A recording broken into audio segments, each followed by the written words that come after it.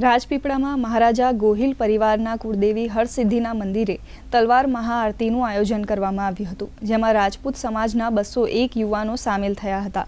તલવાર મહાઆરતીમાં 300 કિલોથી વધુ ફૂલોથી આ વર્ષની રામતિલક થીમને શણગારાઈ હતી। આ તલવાર આરતીને નિહાળવા મોટી સંખ્યામાં લોકો એકત્ર થયા હતા।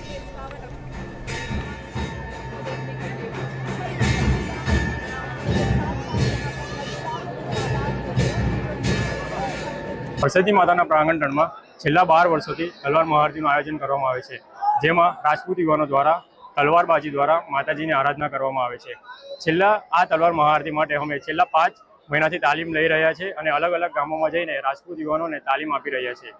આ 12 વર્ષ પૂર્ણ થયા ત્યારે અમને અનેરો આનંદ અનુભવાય છે અને માં અમારી સાથે જ એવો અમને અનુભવ થાય છે।